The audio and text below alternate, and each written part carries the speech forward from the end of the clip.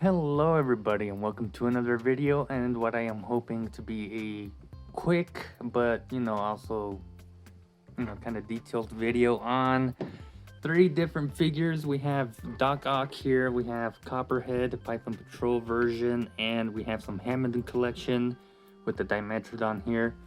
I think we'll go from smallest to biggest, just to show you guys here. Packaging, lovely Dimetrodon there, which we saw in the most recent Jurassic World Dominion movie. There he is, and there's a logo for the Dominion movie, and then some more shots here on the back. Very cool looking, and then other dinosaurs and figures from the same wave or line Hammond collection there. So pretty standard packaging for this one. And here we have them. Here we have the Dimetrodon, which honestly, it had a pretty good moment in the movie. I mean, I overall enjoyed that movie. I'm a big Jurassic fan. I know a lot of fans didn't like the movie. I think I was fine with it. I didn't really have any complaints with it. But yeah, here we have him. And yeah, he is missing his tail. It does come separate in the packaging. Again, it has that ball joint in there, and I assume we have to align the connection here. And you should hear it click in, and it should be in there secure.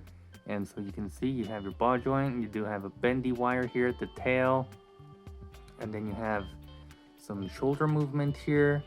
It goes outward about that much. You can go full 360 around, and then you do have sort of a elbow here, hinges about that much, and then you do have a swivel, and nothing at the feet, at least the front feet don't have any articulation, but back here we do get the same sort of hip joint here. It doesn't really go out that much, and you do get a hinge here, again sort of like a knee area, and then you also have sort of wrist for the foot back here, so like foot articulation goes forward and back, and it does have sort of a pivot, but it doesn't really move all that much. For the head, you can look up only about that much. This kind of runs into that, part of the dinosaur design. He does have a swivel there in the head, and it is a ball joint, so he can look down, with the neck about that much. A little bit to side, not a whole ton. And then you do have a articulated jaw, and that is nice. Getting in closer at some of the details here. The eyes are very hard to see in there, but they are painted, and rather well, if I should say so myself. Yeah, painted rather well. The teeth always, with this line, they come out a bit too thick with the paint, and they're not individually painted, which is a bit of a shame. But this was the one that had a better paint apps from the other ones I saw on the shelf. So I took this guy home, but he has some nice color variation here at the feet. Painted toenails, so that's nice. But you get some brown, from green, beige, and then like brown at the bottom of his feet. Sort of like he's been walking in the mud, which is very nice. And then you get some nice dark color here at the top, and then the sail looks very nice. There's just a lot of detail with this guy, and yeah, he looks cool. I'm happy to have him in the collection. Probably not a dinosaur a lot of people want it released for this line like right away, but we do have Dimetrodon now here. And just to show you guys some size comparisons, this is him next to a Pachycephalosaurus, and then the baby Stegosaurus. So they're about the same height or size with the baby Stego. And if you guys want, something a bit bigger, we do have a medium-sized carnivore there. I think they scale well. I mean, Dimetrodons aren't all that big, but yeah, I think they scale well. I don't have the Carnotaurus or the T-Rex with me, but I may take a picture next to those. getting the Dimetrodon out of the way, let's move on to the G.I. Joe Classified Copperhead, who I'm just gonna talk very briefly about and just compare it to the normal regular release Copperhead, because this is his Python Patrol. An interesting, color scheme when it comes to Python Patrol. I don't like this particular design just because his regular design doesn't have, that's supposed to be skin tone. So here it's supposed to resemble sort of, shirt or, sleeves or something. But yeah, I don't know. That just looks wrong. But I still like it. I was like, should I get him? Should I not get him? And I finally did. And, having it here, yeah, it looks great. Even with the weird, pattern here that's supposed to be his skin. But overall, I'm happy. Same issue with most of the Python Patrol figures. The yellow paint they use isn't the greatest. It looks very sloppy and just, yeah, it just doesn't look all that great. But on the helmet, I don't really mind it. It looks rather cool. Again, Copperhead is one of my favorite figures. If you guys watch my top 10 figures of 2023, he is one of my favorite figures, and it's all because of his head sculpt. I think there's a lot of amazing detail in there, and painted correctly, those details pop. And the eyes here, again, looking phenomenal. Very good looking face. A nice little Python Patrol logo. The gold belt buckle there. I love his accessory. It's the same machete, but it's got sort of rust or mud on it. So that looks very cool. Same pistol. And then we do have the other same pistol holstered on the back. And this time in gold, so that looks very cool with the black handle. So I like how that looks. And then you have the painted bullets there on this back piece again.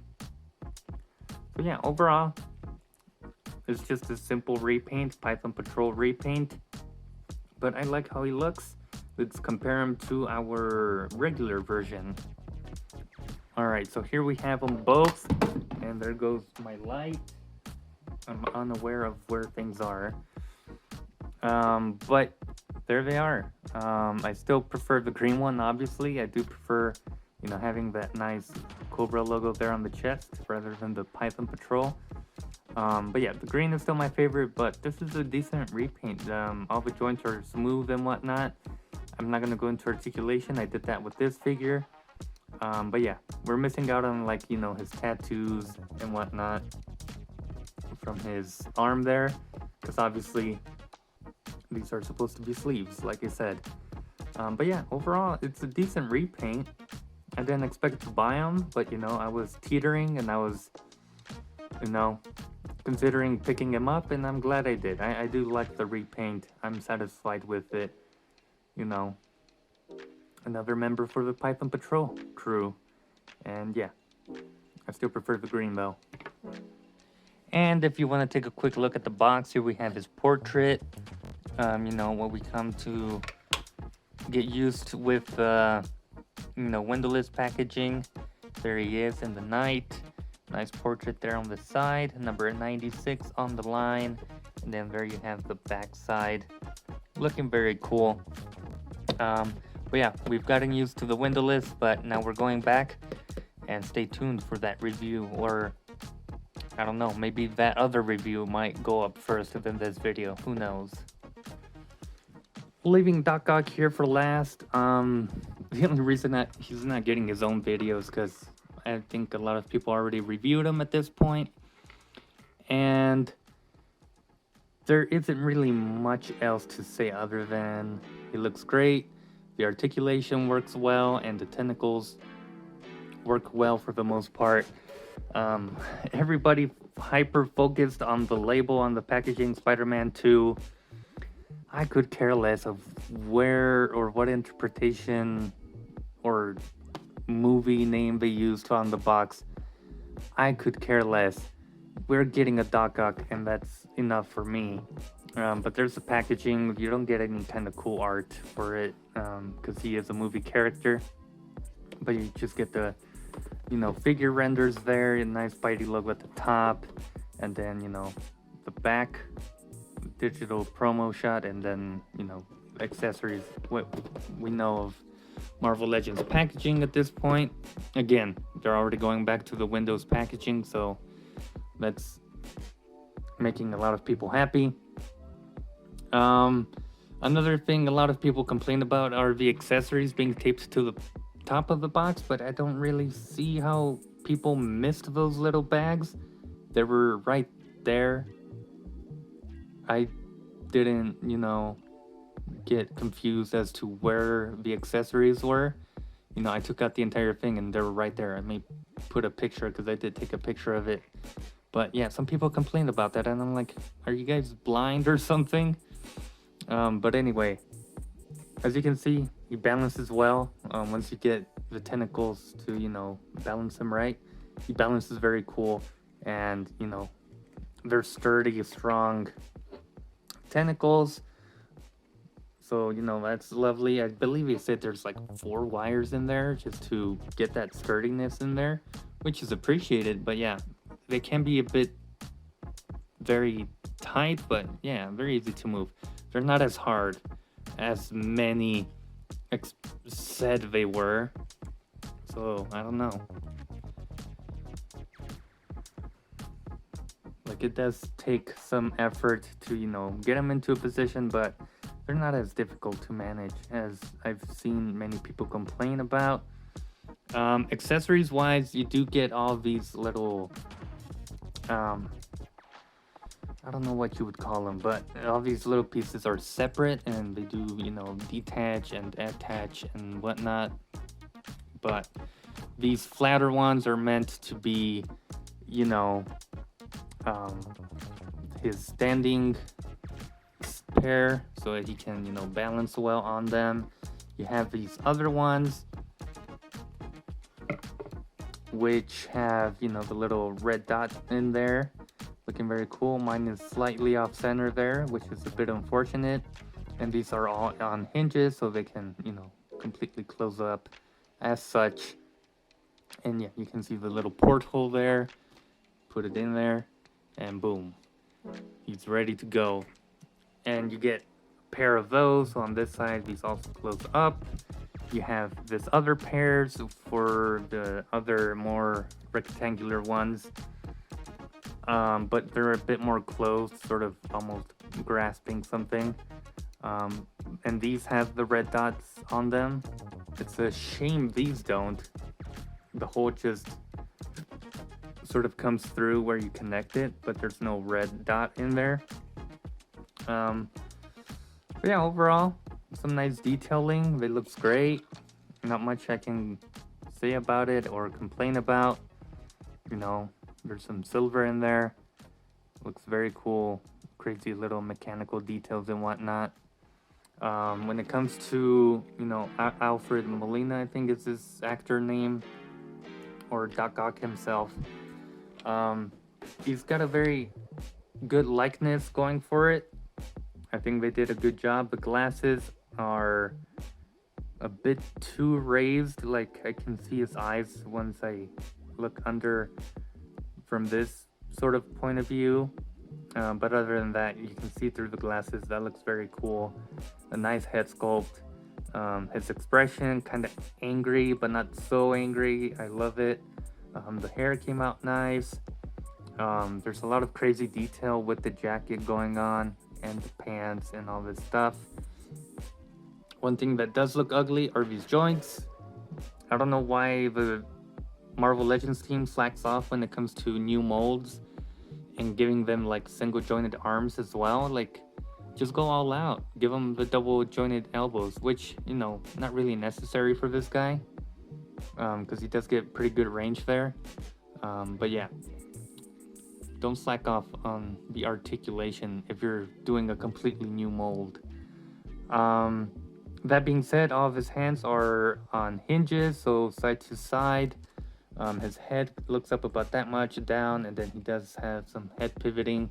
He does have a ball joint for the waist here, and that works, I mean, slightly, because you have all these coats and whatnot on top. You have the little sort of metal things here, which is a separate piece and shifts around. You can kick forward and then back not so much, to the side, getting the coats out of the way pretty well. Upper thigh cut. He does have some good double jointed knees, so about that much, if you can see that. And then back and forward, and then your ankle pivot, no boot swivel or anything. Like, that's another spot they could have improved on. You know, as I was saying, they could have improved on the boot swivel there. Taking another example here is Shipwreck from Classified series. They give them a boot swivel in there. Even though you can't really use it because of the pant sculpt, it's still in there. So, you know, again, it's not very necessary for this character, but, you know, some improvements in articulation is always welcomed. But yeah, I think that mostly does it for this guy. He looks great, even though he's all weird right now, but he poses well. The tentacles work well. I guess I forgot to mention that he does come with 2 fists and sort of 2 open hands. Also, I keep dropping my light. The tentacles, for the ones that do have sort of articulated points, they're sort of just hinges, so, you know, they can pop off, so be mindful of that. They are very small, and it should connect back up, and there you go. But yeah, I think that does it for this video. I tried to make it as quick as possible. Oh, there's also this last comparison here with Doc Ock and Green Goblin. This is a very old figure. I don't remember who made it. I think Hasbro or Toy Biz, but this Green Goblin has seen better days, but we still have him. He's still kicking. But yeah, there they are. I don't know if they scale well with each other. Gonna see if I can get that new Marvel Legends Green Goblin. But yeah, it is a pricey one. Still trying to justify the price on that one. Just 3 figures, throw them in one video. Just because either they're repaints or, you know, I don't need to go too much in depth into detail with them. But yeah, there's the backside I forgot to show in case you're interested. But yeah, that being said, I hope you guys enjoyed, and I'll see you guys in a future video.